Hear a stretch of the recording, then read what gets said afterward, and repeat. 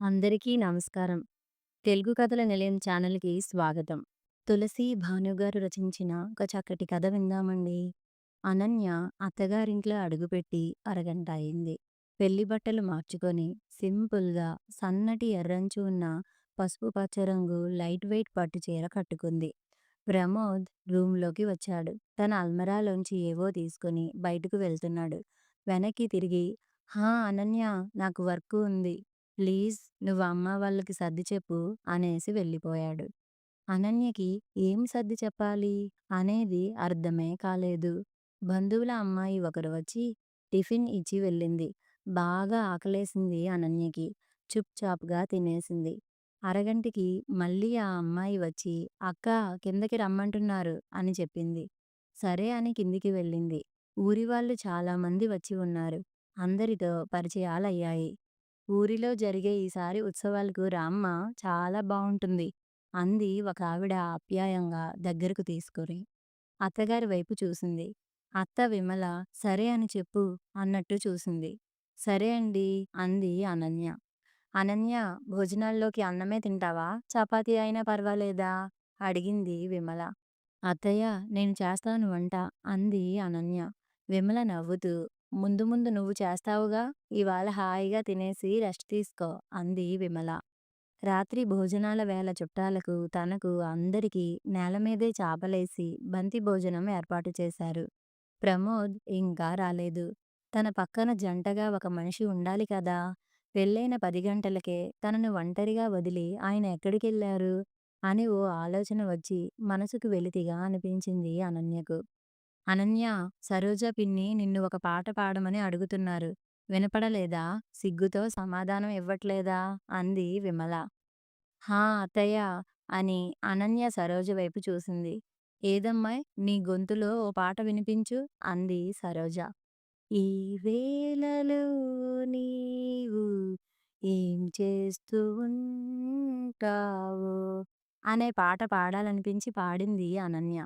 "వస్తూ ఉంటాడులే, ఇంకేం చేస్తూ ఉంటాడు" అనో, "ఏంటి వదినా, మా అన్న గుర్తు వస్తున్నాడా" అనో చిలిపి మాటలతో ఎవ్వరూ అనన్యని ఆట పట్టించట్లేదు అక్కడ. ఎవ్వరికీ ప్రమోద్ కొత్త పెళ్లి కూతురి పక్కన లేకపోవడం ఏమిటి అన్న ధ్యాసే లేనట్లు ప్రవర్తిస్తున్నారు. అనన్యకి మనసులో చిన్నగా ముల్లు గుచ్చుకున్న బాధ కలిగింది. ఆ రాత్రి 11 గంటలకి అనన్య ఒక్కతే రూమ్‌లో ఒంటరిగా ఉంది. తాను 2 రోజుల తరువాత కాలేజీలో చెప్పే లెసన్స్ చూసుకుంటోంది. విమల వచ్చింది. "ఈ 2 రోజులు చాలా అలసిపోయావుగా, ఇంక పడుకో అనన్య" అంది. ఆవిడ రూమ్‌లోనే సోఫాలో సర్దుకుని పడుకుంటూ అప్రయత్నంగా అనన్యకి ఆశ్చర్యంతో కళ్ళు పెద్దవయ్యాయి. ఏమిటిది? నా తొలి రాత్రి అన్న ధ్యాసే లేనట్లు చాలా మామూలుగా ప్రవర్తిస్తోంది ఈవిడ. అసలు ఏం జరుగుతోంది నా చుట్టూ? అనుకుంది అనన్య. కొంచెం చిరాకు, కొంచెం భయం, కొంచెం అయోమయంతో అనన్యకు తలనొప్పి వచ్చింది. కళ్ళు ఎందుకో తడి అయ్యాయి కూడా. తను ఏడుస్తున్నట్టు అత్తగారు చూస్తే బాగోదేమో అనిపించి నెమ్మదిగా కళ్ళు తుడుచుకొని సోఫాలో ఉన్న అత్తగారి వైపు చూసింది అనన్య. ఆవిడ అప్పటికే చిన్నగా గురక పెట్టేస్తున్నారు. దేవుడా! అనుకుంది అనన్య. గుప్పిటి బిగించి అసహనంగా, బాబోయ్! వీళ్ళేం మనుష్యులు అని అనిపించి అనన్యకి ఒళ్ళు సన్నగా వణికింది. కామ్‌గా పడుకుంది. తన మనసుకు తానే "కంగారు పడకులే" అని సర్ది చెప్పుకుంటూ. పొద్దున్న 6కి మెలకువ వచ్చింది. తెరిచిన కళ్ళకు చుట్టూ కొత్తగా అనిపించింది. నిమిషం తరువాత గుర్తొచ్చింది. తాను అత్తగారింట్లో ఉన్నాను అని. లేచి కూర్చొని సోఫా వైపు చూసింది. ప్రమోద్ నిద్రపోతూ ఉన్నాడు. ఏవిటో అనుకుని నిట్టూర్చుకొని హాల్లోకి వెళ్ళింది. సగం చుట్టాలు పొద్దున్నే వెళ్ళిపోయినట్టున్నారు. అత్తగారి కోసం చూస్తూ వంటింట్లో ఉన్న విమల దగ్గరకు వెళ్ళి, "అత్తా, ఫ్రెష్ అయ్యాక నేను గుడికి వెళ్ళాలనుకుంటున్నాను" అంది అనన్య. "సరే, శ్రీప్రియ నీకు తోడు వస్తుంది. జాగ్రత్తగా వెళ్ళి రండి" అంది విమల. "మీ అబ్బాయి తోడు రారా?" అంది చిరుకోపంగా అనన్య. విమల చాలా మామూలుగా అనన్య వైపు చూసి, "నువ్వే వాడిని అడిగి చూస్తావా? అయినా వద్దులే, ఎందుకులే, ప్రశాంతంగా నువ్వు, శ్రీప్రియ వెళ్ళి రండి" అంది విమల. "అవును, దోస తింటావా టిఫిన్‌లోకి?" అడిగింది ఆవిడ. "అవును, ఇప్పుడు నాకు టిఫిన్ తినటం అనేదే చాలా ముఖ్యమైన విషయం. మీరు నన్ను అడగకపోతే నేను నొచ్చుకుంటాను కదా! అంది కోపాన్ని దాచుకోను లేక, ప్రదర్శించను లేక. విమల ఒక నిమిషం అనన్యని చూసి, అనన్య దేనికీ తొందరపడకమ్మా! అన్నీ సర్దుకుంటాయి. చూడు అమ్మలేని నీకు సవతి తల్లిని తెచ్చారు కదా మీ నాన్నగారు. ఆవిడ నీ దగ్గర ఒకలా, మీ నాన్న ముందు ఒకలా ఉండే ద్వంద్వ వైఖరిని సహనంగా ఎదుర్కొన్న నీకు జీవితంలో అవసరపడినప్పుడు సహనంగా ఉండటం కొత్త కాదు. నేను నిన్ను తేలికగా చూపటానికి ఈ విషయాన్ని ప్రస్తావించటం లేదు. కేవలం ఒక ఉదాహరణగా మాత్రమే గుర్తు చేశాను. నీ ప్రత్యేకతను, నీ బలాన్ని నీకు గుర్తు చేస్తున్నాను అంతే అంది విమల. ఓహో! నాకు సహనం అనే ఒక మంచి అలవాటు ఉండడం వలన జీవితమంతా అన్ని చోట్ల అందరితోనూ నేనే లొంగిపోతూ, సర్దుకుపోతూ బతికెయ్యాలా? అంటున్న అనన్యకు ఏడుపు గొంతు పడింది. అది కాదు అనన్యా! అంటూ అనన్య దగ్గరకు రాబోయింది విమల. కరెక్ట్ అనన్య. నువ్వు సర్దుకుపోవాల్సిన అవసరం ఏమీ లేదు. నీకు ఎలా ఉండాలి అనిపిస్తే అలా ఉండొచ్చు అని అంటూ వంటింటి గుమ్మం బయట నుంచి వంటింట్లోకి వచ్చాడు ప్రమోద్. విమల సూటిగా ప్రమోద్‌ని చూస్తోంది.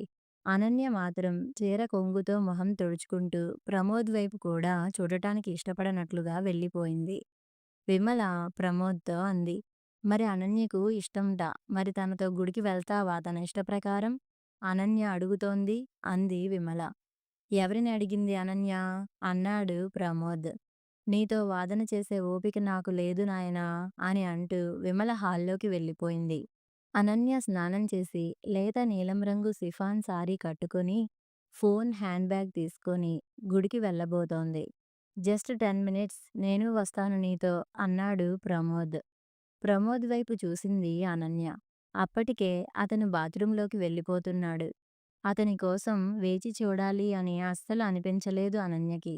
మనసంతా పాడైపోయిన భావన, గుండెలో సముద్రం పరుగులు పెడుతున్నట్టు, ఏడుపు సుడులు తిరుగుతున్నట్టుగా ఉంది అనన్యకు. కాకపోతే స్వతహాగా తనకు ఉన్న వివేకం, సహనం అనన్యకు కుదురుగా ఉండు అన్నట్లుగా భుజం తట్టి ఊరుకోబెడుతున్నాయి. ఒక్క 5 నిమిషాలు ఆలోచించుకుంది.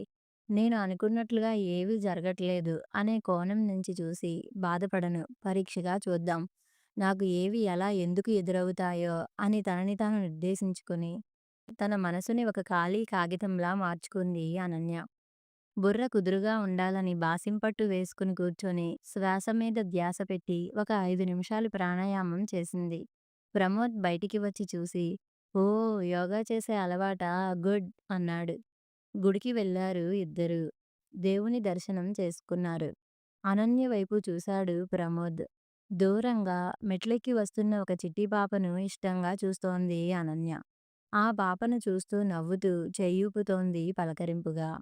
అనన్య అన్నాడు ప్రమోద్. అనన్య అతన్ని చూసింది. కాసేపు ఒకరినొకరు చూసుకున్నారు. ప్రమోద్ చెబుతున్నాడు. అనన్య నాకు నేను అంటూ ఆగాడు. అనన్య ప్రశాంతంగా ఎదురుచూస్తోంది అతను చెప్పేది వినేందుకు. నేను ఢిల్లీ వెళ్ళిపోవాలి. ఇక్కడ ఉండను. నిన్ను కూడా నాతో తీసుకుని వెళ్ళను అని ఆగి అనన్య స్పందన కోసం ఆమెను చూశాడు. అనన్య కేవలం చెవులకే పనిపెట్టింది.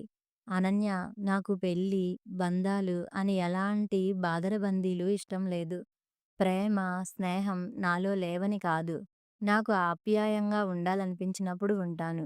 పట్టించుకోకుండా ఉండాలనిపించినప్పుడు అలానే వదిలేస్తాను. నా మనసుకు ఎలా అనిపిస్తే అలా ఉంటాను. గిరిగీసుకుని ఇలానే ఉండాలి అనే మనస్తత్వం అస్సలు కాదు నాది. ఇప్పుడు నేను చెబుతున్నంత సులువుగా కూడా కాదు నా ఆలోచన తీరు. నాకు ఊహ వచ్చిన దగ్గర నుంచి ఇలానే ఉంటున్నాను. నన్ను నేను, ఇది నేను అని నిర్వచించుకోలేను కూడా. అయితే మరి నాకు పెళ్ళెందుకు, బంధమెందుకు అని నీకు అనిపిస్తోందా? అన్నాడు. అభావంగా అతని వైపు చూసింది. అమ్మ దిగులు పడుతోంది. నాకు ఒక తోడు ఉండాలని గత 6 ఏళ్లుగా అడుగుతోంది. పెళ్ళికి ఒప్పుకోమని ఎప్పుడూ నాకు ఒప్పుకోవాలని అనిపించలేదు. నీ ఫోటో చూపించినప్పుడు మాత్రం మొదటిసారి నాకు పెళ్ళికి సరే అని చెప్పాలనిపించింది. సరే అన్నాను అంతే. నీ వివరాలు కూడా నాకు తెలుసుకోవాలి అని అనిపించలేదు. ఇప్పుడు మన పెళ్లి తర్వాత నువ్వు నా జీవితంలో ఉంటావు. సందేహమే లేదు. నువ్వు నా నవ్వొస్తోంది నాకు చెప్పాలంటే. భార్యవి అని చెప్పాలి అనే కంటే, నువ్వు కూడా నా జీవితంలో ఒక ముఖ్యురాలివి అనిపిస్తోంది. అంతవరకే చెప్పగలను. కొంచెం అయోమయంగా ఉంది కదా! నీకే కాదు, నాకు కూడా కన్‌ఫ్యూజన్‌గా ఉంది. అందుకే నీకు చెబుతున్నా. నువ్వు నీకు నచ్చినట్లు ఉండొచ్చు అని చెప్పి అనన్య ఏమి చెబుతుంది అన్నట్లు కాసేపు అనన్యను చూశాడు. ఇన్ని మెట్ల పైన గుడి కదా! మంచి గాలి ఉంది ఇక్కడ అంది అనన్య ప్రమోద్‌తో. అవును నిజమే అని ఢిల్లీకి సోమవారం వెళ్ళిపోతాను. నువ్వు అమ్మ దగ్గరే ఉండు. అమ్మ స్నేహంగా ఉంటుంది. మీ పిన్ని దగ్గరకు వెళ్ళకు. ఆవిడ మళ్ళీ నిన్ను హింస పెడుతుంది అన్నాడు ప్రమోద్. అనన్య నవ్వుతూ, ఒకవేళ మా పిన్ని నన్ను బాగా చూసుకున్నా, అత్తయ్య రాచి రంపాన పెట్టినా నేను అత్తగారింట్లోనే ఉంటాను. వస్తాడు నా రాజు ఈరోజు అని మీకోసం పాడుకుంటూ అంది అనన్య. ప్రమోద్ అర్థం కానట్టు చూశాడు. కొంపదీసి నువ్వు నాకంటే కూడా తేడానా ఏంటి? ఇలా మాట్లాడుతున్నావ్? అన్నాడు ప్రమోద్. సహనం నాకున్న బలం అని అందరూ నా గురించి బాగా ఫిక్స్ అయిపోయారు. నేను కుదురుగా ఉండక తప్పని పరిస్థితి నాది అంది స్థిరంగా స్పష్టంగా. అనన్య కొత్త మనుషులకి, వారి కొత్త కొత్త ఆలోచనలకి స్వాగతం చెబుతూ. Ananya college lecturer. సోమవారం పొద్దున్నే ప్రమోద్ ఢిల్లీకి బయలుదేరి వెళ్ళాడు. అతను వెళ్ళేటప్పుడు కాలేజీ హాస్టల్లో తనతో పాటే ఉంటున్న ఒక రూమ్మేట్ సెలవులకు తన ఊరు వెళుతోంది అన్నట్లుగా మాత్రమే అనిపించింది అనన్యకు.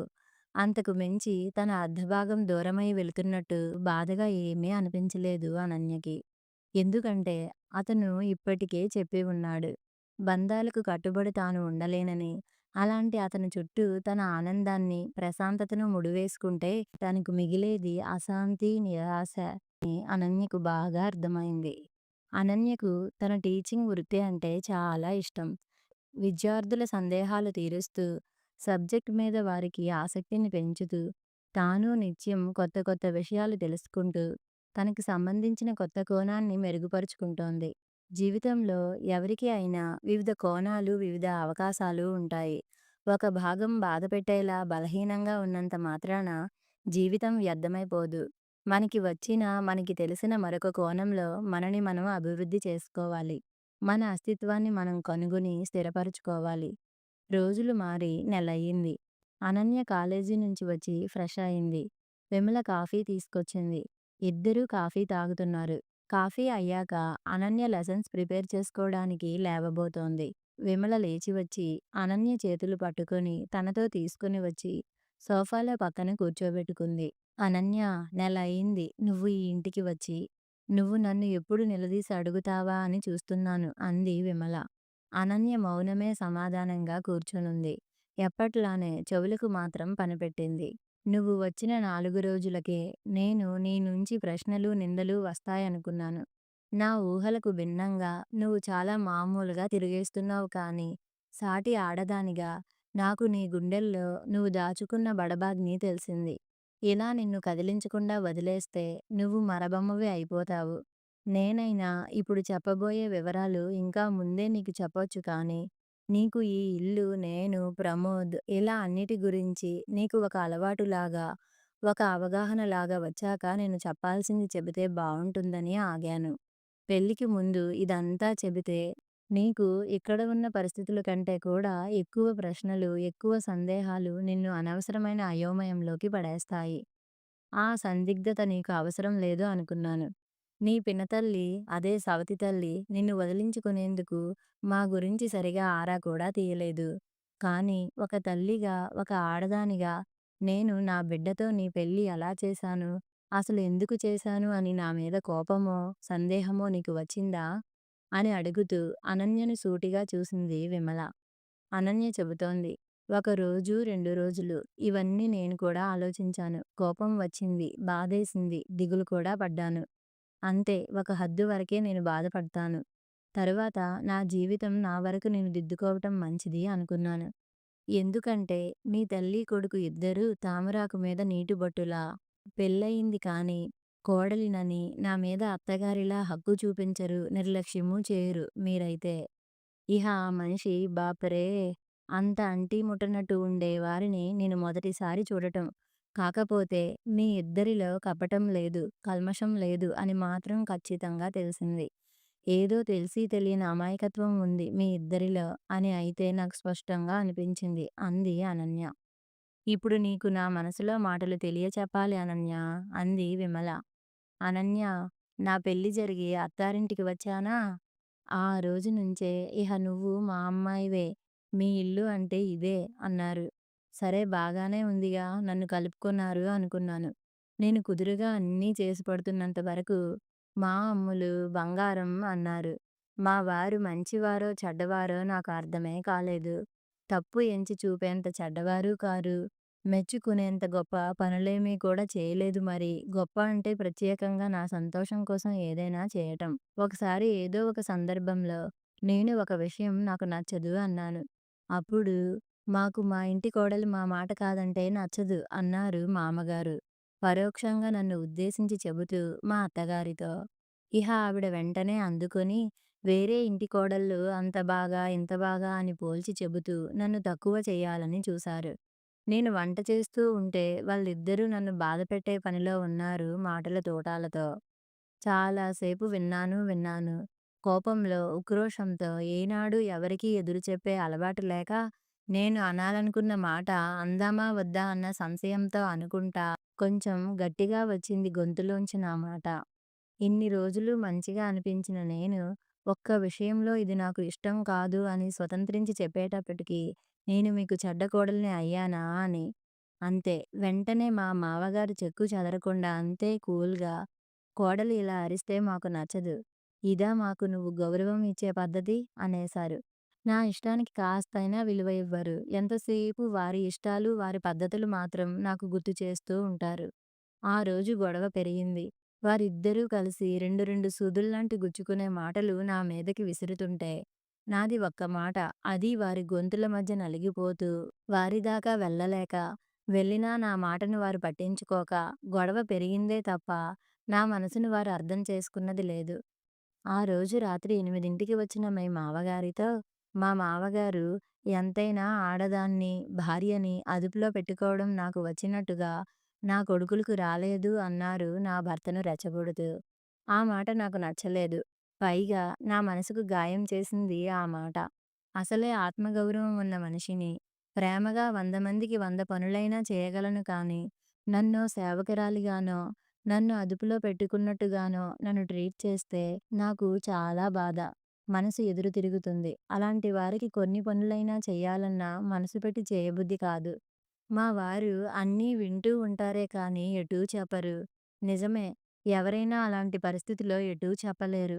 కానీ నేను పడ్డ బాధకి కనీసం వ్యక్తిగతంగా అయినా బాధపడకు అని నన్ను అనునయించలేదు నా భర్త. మేమిద్దరం ఒంటరిగా ఉన్నప్పుడు కూడా ఏదో తెలియని బరువుగా ఈదలేనేమో అనిపించింది నాకు ఇలాంటి బ్రతుకు. అలా అలా బతుకు సమరంలో 2 నాలుకల మనుషులతో అంటే, నా ముందు మంచిగా మాట్లాడి, నా వెనుక నొసలు చిట్లించేవారు. కోడళ్ళను అందరి ముందు మాకు కూతుళ్ళలాగా అని చెప్పి, ఇంట్లో మాత్రం కంటికి కనపడని రీతిలో కామ్‌గా బాధపెట్టేవారు. పిల్లలు పుట్టాక మేమున్నాంగా, మేం చేస్తాంగా అని మాటలు కోటలు కట్టి, 4 డబ్బులు వస్తాయని మమ్మల్ని ఉద్యోగాలకు పంపేవారు. మా వెనుక పిల్లలను సరిగా చూసేవారు కాదు. అది చాలా రోజుల వరకు అర్థం కాలేదు నాకు. తరువాత పిల్లలను వారు పట్టించుకోకుండా, పట్టించుకుంటున్నట్లు నటిస్తున్నారని అర్థమైంది. అంతేకాదు, ఉద్యోగం చేయాలి. ఇంటి పని, వంట పని, బాబు స్నానం అన్నీ చేసుకొని మరీ ఆఫీస్‌కి వెళ్లి రావాలి. వచ్చాక టీతో సహా మళ్ళీ నేనే చేయాలి. ఒక పక్క పసిపిల్లాడిని కూడా నేనే చూసుకుంటూ నాకు అర్థమైంది. నాకే తెలియకుండా నా ఇంటికి నేను కోడలినో, భార్యనో కాదు. కేవలం పనికొచ్చే పని మనిషిని అయ్యానని. నెమ్మదిగా మనసు విరగటం మొదలైంది. నా భర్తని నిలదీయటం మొదలెట్టాను. నాకు జరిగే అన్యాయాలను మీరెందుకు ప్రశ్నించరు అని. అప్పుడు ఆయన చెప్పారు. నా వాళ్ళు మంచివాళ్ళు అని అందరికీ తెలుసు నాతో సహా. కొత్తగా ఈనాడు నువ్వొచ్చి నాకు చెప్పక్కర్లేదు నా తల్లిదండ్రుల గురించి అని. అది విని నా మనసు ముక్కలైపోయింది. నా తండ్రికి పురుషహంకారం ఎక్కువ. నా తమ్ముడికి నూరిపోసేవాడు. ఆడవాళ్ళ మాటలు ఎప్పుడూ వినకు, పట్టించుకోకు అని. తమ్ముడు అమాయకత్వంతో అమ్మకి చెప్పేశాడు.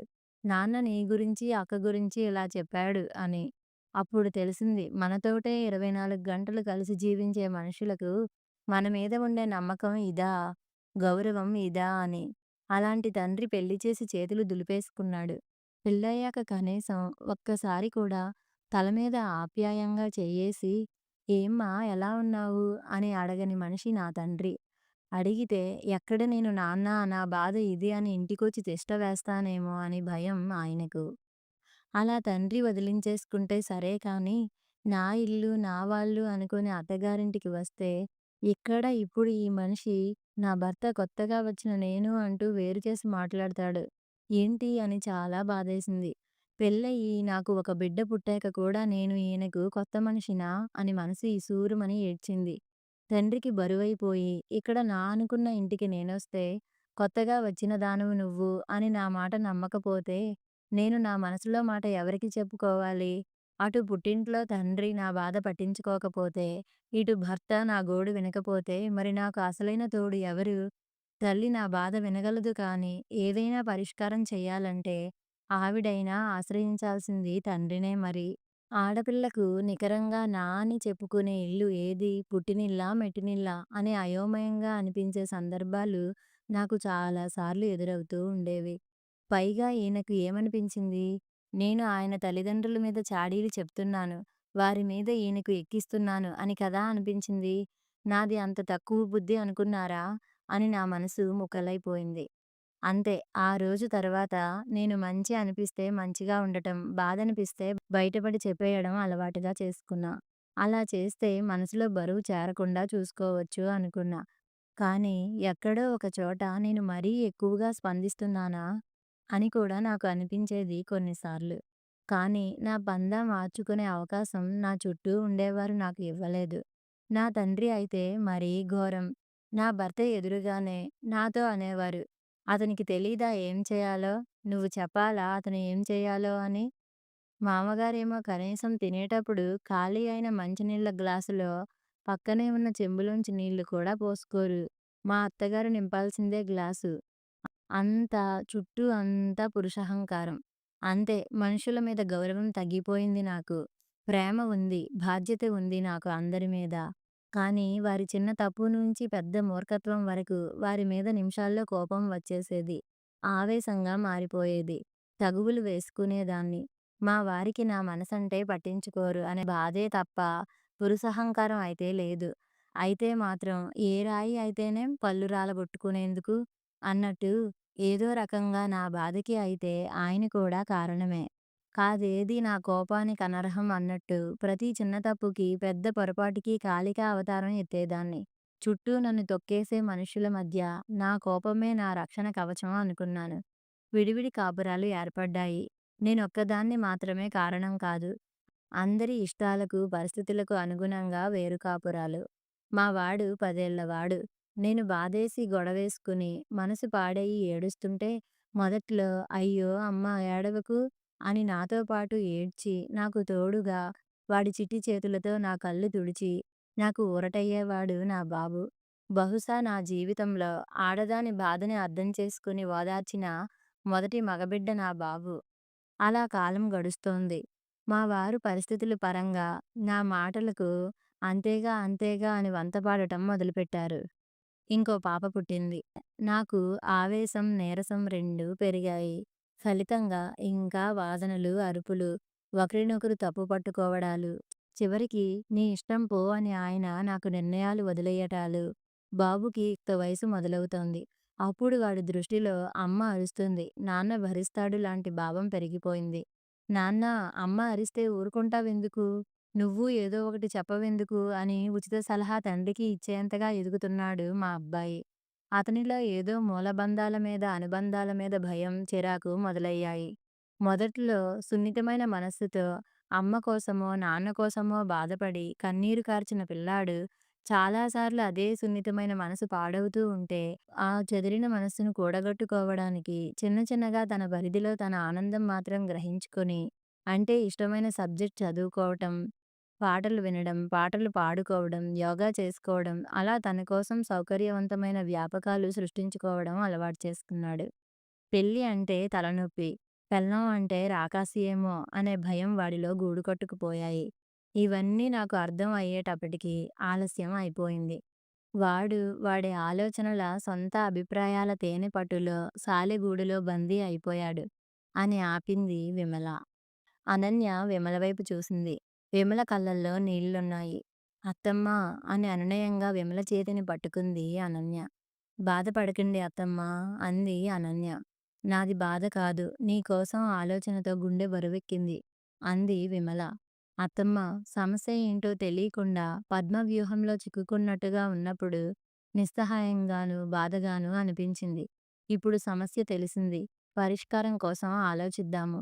ఇన్ని రోజులు ఏమీ అర్థం కాక గజిబిజిగా ఉన్న నా మనసుకి కనీసం ఈరోజు ఒక కారణం ఇది అని తెలిసింది. ఈ సమస్యకి పరిష్కారం చూడాలి ఇప్పుడు. అంతే అంది అనన్య ధైర్యంగాను స్పష్టంగాను.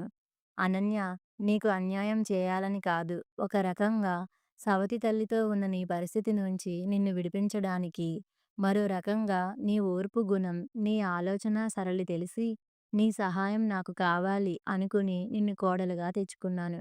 మా అబ్బాయి చెడ్డవాడు అయితే కాదు. ప్రేమ వ్యవహారం లేదు. చెడు అలవాట్లు లేవు. ఏదో ఒకరోజు తప్పకుండా నీ దగ్గరకు ఇష్టంగా వస్తాడు అని వాడి సున్నిత మనసు మీద నాకొక నమ్మకం అంది విమల సంజాయిషీగా. అనన్య సరే అన్నట్లు తలూపి అత్తగారి చేతిని తన చెంపకు ఆనించుకుంది. 3 నెలలు గడిచాయి. ప్రమోద్ తల్లితో మాట్లాడుతూ ఉండేవాడు. తల్లి తనకి ఫోన్ చేసినప్పుడు అతనేమీ అనన్య గురించి అడగకపోయినా విమల అనన్య గురించి ఏదన్నా చెబుతుంటే మాత్రం కామ్గా వినేవాడు. వద్దులే అనన్య గురించి అని మాత్రం ఎప్పుడూ అనలేదు. ఎప్పుడన్నా హాయ్ అని మెసేజ్ చేసేవాడు అనన్య ఫోన్‌కి. అనన్య బదులుగా హాయ్ అనేది అంతే. అలా కొన్ని నెలలు గడిచాయి. విమల, అనన్య మధ్య మంచి అనుబంధం ఏర్పడింది. అన్ని కబుర్లు చెప్పుకునేవారు. తమాషాగా మాట్లాడుకునేవారు. ఒకరి మీద ఒకరికి కోపం వస్తే పోట్లాడుకునేవారు. అలిగి 4 రోజులు మాట్లాడుకునేవారు కాదు. ఐదో రోజు అనన్యకి ఇష్టమని గారెలు, ఆవడలు చేసి విమల తన కోపానికి తెల్లజెండా ఊపి శాంతి సంకేతం ఇవ్వాలనుకుంటే, అనన్య కాలేజీ నుంచి వస్తూ విమలకి చాలా ఇష్టమైన వేడివేడి జిలేబీ తీసుకొచ్చి, అత్తగారిని మంచి చేసుకోవాలి అనుకునేది. ఇద్దరూ ఒకరితో ఒకరు మాట్లాడుకోకుండా 4 రోజులకు మించి ఉండలేరు. అంతటి స్నేహం వారిద్దరి మధ్య తయారైంది. ఒకరోజు విమలకి చెప్పింది అనన్య. ఎవరైనా అమ్మ ఇంటి నుంచి అత్తగారింటికి వెళ్తారు. నేను మాత్రం పుట్టినింటి నుంచి అమ్మ దగ్గరికి వచ్చాను. చిన్నతనంలోనే నాకు దూరమైన కన్నతల్లి మళ్ళీ ఇప్పుడు నాకు దొరికింది అత్తమ్మ అని ఒక మంచి అంచు చీర, చీర మీద 4 మూరల మల్లెపువ్వులు, పండు తాంబూలం పెట్టి ఒక శుక్రవారం సాయంత్రం విమలకు బహుమతిగా అందించి, విమల కాళ్ళకు దండం పెట్టుకుంది అనన్య. పిచ్చి తల్లి, నేను చేసింది ఏముందిరా? మా అత్తగారు నాతో ఎలా ఉండుంటే నా మనసుకు ప్రశాంతంగా ఉంటుంది అనుకునేదాన్నో, అలా నేను ఇప్పుడు ఆచరిస్తూ ఉన్నాను. అంతేనమ్మా అంది విమల. అనన్యని ఆప్యాయంగా దగ్గరకు తీసుకుంటూ. ఒకరోజు అనన్య లెసన్స్ చూసుకుంటోంది. విమల వచ్చింది అనన్య రూంలోకి. ఇంకా పడుకోలేదు మీరు? నాకంటే అలవాటు. మీ ఆరోగ్యం పాడవదు అంది అనన్య విమలతో. రేపు ప్రమోద్ పుట్టినరోజు తల్లీ. సరిగ్గా 12కి ఫోన్ చేసి విష్ చేస్తాను ప్రతి సంవత్సరం. ఈసారి నువ్వు కూడా విష్ చేస్తావని వచ్చాను అంది విమల. అన్నట్లు తలూపి ఊరుకుంది అనన్య. అన్నూ, ప్రమోద్‌కి విష్ చేస్తావుగా అంది విమల. మనస్ఫూర్తిగా విష్ చేస్తాను అత్తమ్మా. విష్ చేసేందుకు నాకేం అభ్యంతరం లేదు అంది అనన్య. 12కి విమల ఫోన్ చేసింది. కన్నా, హ్యాపీ బర్త్‌డే రా అంది విమల. అటువైపు ప్రమోద్ మాట్లాడుతున్నాడు. ఒక్క నిమిషం నాన్నా, అనన్య మాట్లాడుతుంది అని ఫోన్ అనన్యకు ఇచ్చింది. హలో, హ్యాపీ బర్త్‌డే అంది అనన్య. థాంక్యూ అనన్య. ఇంకా నిద్రపోలేదా అన్నాడు ప్రమోద్. నాకు ఇలా అలవాటే. తరువాత రోజుకి లెసన్స్ ప్రిపేర్ అవుతాను అంది అనన్య. ఫ్రెండ్స్‌తో పార్టీ ఉందా ఇప్పుడు అంది అనన్య. అసలు ఈరోజు నా బర్త్‌డే అని నాకు గుర్తులేదు. బహుశా రేపు పార్టీ అడగొచ్చు ఫ్రెండ్స్. కానీ నాకు అమ్మ చేతి స్వీట్ తింటేనే అసలు పార్టీ, ఆనందం అన్నాడు అప్రయత్నంగా ప్రమోద్. ఓహ్! అవునా అంది అనన్య. అత్తమ్మకి ఇస్తున్న ఫోన్ అంది అనన్య. విమల ఫోన్ మాట్లాడి పెట్టేలోపు తన ఫోన్‌లో ఏదో చెక్ చేసింది అనన్య. విమల ఫోన్ పెట్టేయగానే, అత్తమ్మ, రేపు పొద్దున్నే మీరు ఏదో ఒక స్వీట్, మైసూర్ పాక్, రవ్వ లడ్డు, జీడిపప్పు పాయసం ఏదో ఒకటి తయారు చేసి మంచిగా ప్యాక్ చేసి ఇవ్వండి. పొద్దున్న 9 ఫ్లైట్‌కి ఢిల్లీకి బయలుదేరుదాం. అంది అనన్య. ఆన్‌లైన్‌లో టికెట్స్ బుక్ చేయబోతూ. ఏంటి? ఎక్కడికి? అంది విమల. మీ అబ్బాయికి నీ చేతి స్వీట్ కావాలిట తన బర్త్‌డేకి తీసుకొని వెళ్దాం అంది అనన్య. అవునా తల్లీ! అని విమల మొహం వెలిగిపోయింది పట్టలేని సంతోషంతో. కోడలు తన కొడుకు ఇష్టం తీర్చాలని పడే తొందర చూసి. మళ్ళీ వెంటనే ఈ ప్రేమని వాడు సరిగా అర్థం చేసుకుని మన్ననగా ఉండి అనన్యను నిరుత్సాహపరచకుండా ఉంటాడో లేదో అని కొంచెం భయం కూడా వేసింది. అత్తమ్మా, పొద్దున్నే మనం బయలుదేరాలి. మీకు ఓకే కదా? అడిగింది అనన్య. మీ మావగారికి ఇబ్బంది కావచ్చుగా. నువ్వు ఒక్కదానివే వెళ్ళి రాకూడదు అంది విమల. అనన్య ఓ నిమిషం ఆలోచించి సరే అని తన ఒక్కదానికే టికెట్ తీసుకుంది. మర్రోజు అత్తగారు జాగ్రత్తగా ప్యాక్ చేసిచ్చిన మైసూర్ పాక్ తీపిని తీసుకుని భర్త దగ్గరకు బయలుదేరే ప్రారంభాన్ని చేసింది అనన్య. మధ్యాహ్నం 12 లోపు ఢిల్లీకి చేరి టాక్సీ మాట్లాడుతోంది భర్త ఉండే చోటికి. విమల ఫోన్ వచ్చింది. హా అత్తమ్మ, చేరాను అంది అనన్య. మంచిదమ్మా, వాడు వస్తాను అన్నాడు ఎయిర్పోర్టుకి నిన్ను పికప్ చేసుకునేందుకు అంది విమల. చుట్టూ చూసింది అనన్య. రోడ్డుకి అవతల వైపు బైక్ మీద కూర్చొని రమ్మని చేత్తో సైగ చేసి పిలిచాడు ప్రమోద్. తెలియకుండానే అనన్య బుగ్గలు చిరు సిగ్గుతో ఎర్రబడ్డాయి భర్తని చూడగానే. రోడ్డు దాటి వెళ్ళింది. హాయ్! జర్నీ ఎలా ఉంది? పలకరించాడు ప్రమోద్. బావుంది. హ్యాపీ బర్త్‌డే అని విష్ చేస్తూ షేక్ హ్యాండ్‌కి చెయ్యి అందించింది. థాంక్యూ అని చెయ్యి కలిపాడు. ఇద్దరూ ఒకరినొకరు చూసుకున్నారు. కళ్ళతో మాట్లాడుకున్నారు. అనన్య నెమ్మదిగా తన చెయ్యి విడిపించుకుంది. ఏంటి అనన్య, ఇంత సర్ప్రైజ్ ఇచ్చావు? ఒక్క మాట అన్నానో లేదో అమ్మ చేసిచ్చిన స్వీట్ పట్టుకుని వచ్చేశావు అడిగాడు సంబరంగా ప్రమోద్. మీకు హ్యాపీ కదా? అడిగింది. చాలా హ్యాపీ అన్నాడు ప్రమోద్. మరి అదే కదా కావాల్సింది. మీరు సంతోషంగా ఉంటే నాకు అత్తమ్మకి ఆనందం అంది అనన్య నవ్వుతూ. బైక్ ఎక్కు అనన్య, ఇంటికి వెళ్దాం అన్నాడు ప్రమోద్. ఇంటికి వెళ్లారు. ప్రమోద్ రూమ్మేట్ వికాస్ ఆఫీస్‌కి వెళ్ళాడు. ఇంట్లోకి వెళ్ళగానే కాళ్ళు చేతులు కడుక్కొని, తాను అత్తమ్మ ఇచ్చిన అమ్మవారి కుంకుమ పెట్టుకొని, భర్తకు కూడా కుంకుమ పెట్టి, దేవుడికి దండం పెట్టుకొని, విమల చేసిచ్చిన మైసూర్ పాక్ భర్తకి అందించింది.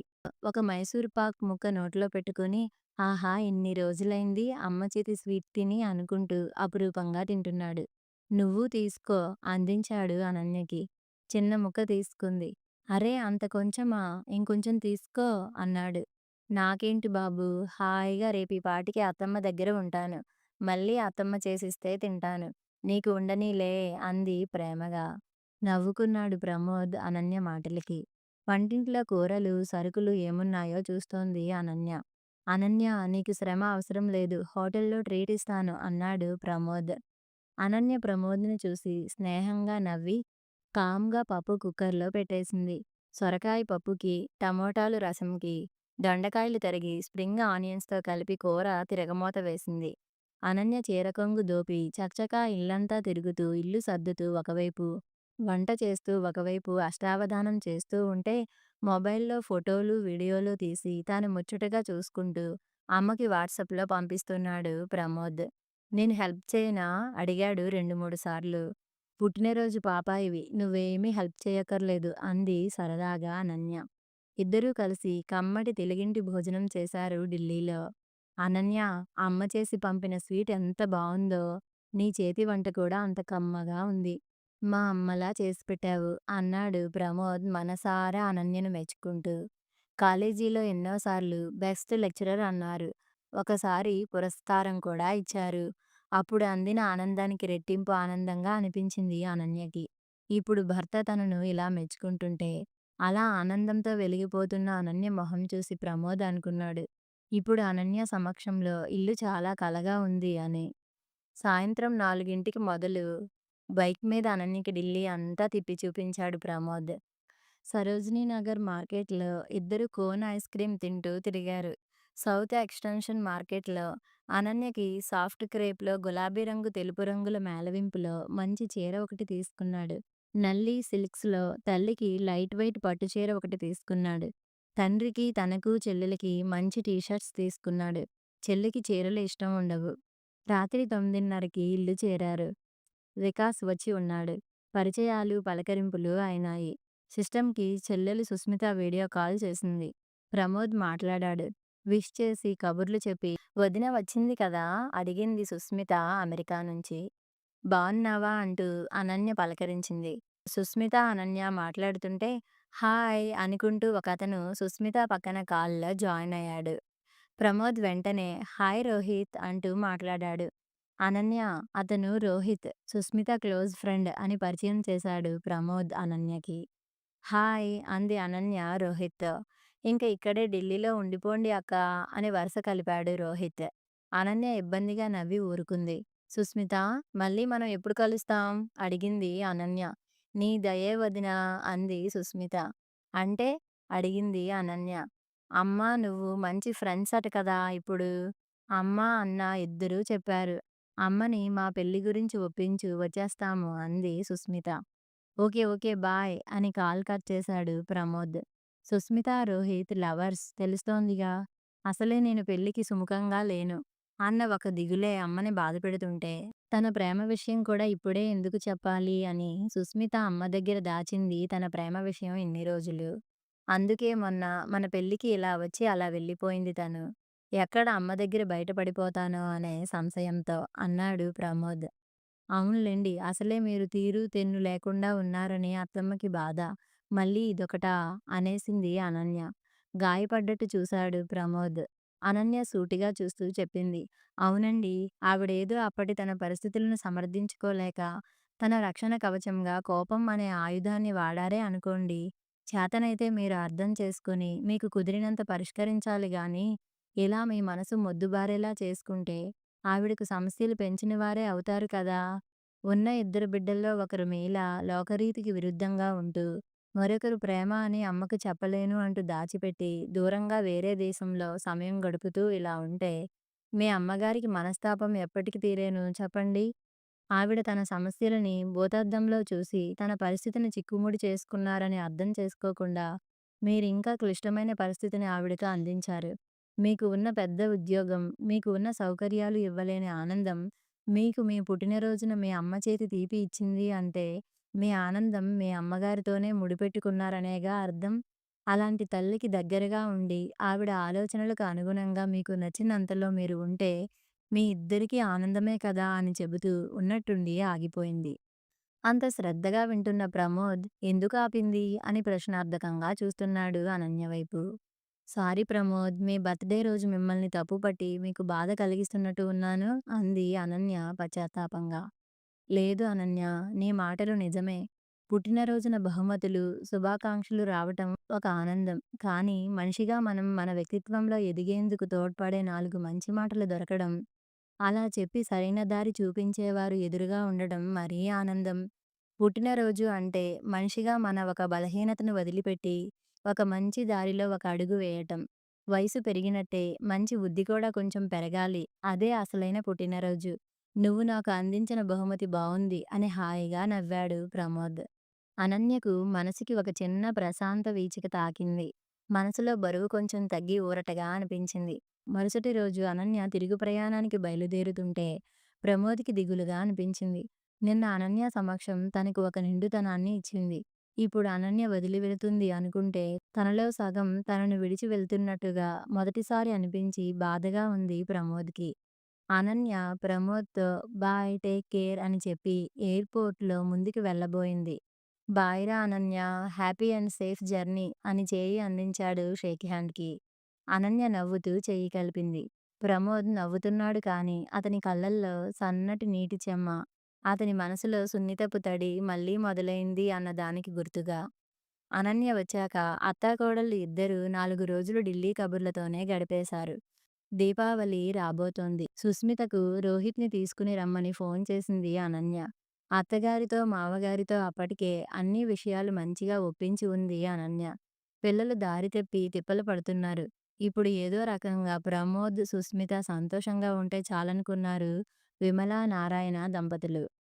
దీపావళికి లక్ష్మీ పూజకి అన్నీ సిద్ధం చేస్తున్నారు విమల, అనన్య. ప్రమోద్ వచ్చి గుమ్మం ముందు నుంచున్నాడు. ఏదో పని మీద హాల్లోకి వచ్చి ప్రమోద్‌ని చూసింది అనన్య.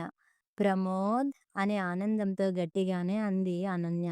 వంటింట్లో బొబ్బట్లు చేస్తున్న చేత్తోనే విమల కూడా గబగబా హాల్లోకి వచ్చింది. హ్యాపీ దీపావళి అని చెబుతూ ఇద్దరినీ చూసి నవ్వుతూ ఇంట్లోకి వచ్చాడు ప్రమోద్. ఆ రోజు రాత్రికే సుస్మిత, రోహిత్ వచ్చారు. మర్రోజు రోహిత్ అమ్మానాన్న రాబోతున్నారు విమలమ్మ ఇంటికి. అందరూ తేలికైన మనసులతో కలకలలాడుతూ దీపావళి లక్ష్మికి స్వాగతం పలుకుతున్నారు. సహనం, సమయం ఈ రెండూ ఇవ్వగలిగితే ఏ బంధమైనా బాగుపడి ఆనందం పొందగలిగే అవకాశం ఉంటుంది. కథ సమాప్తం.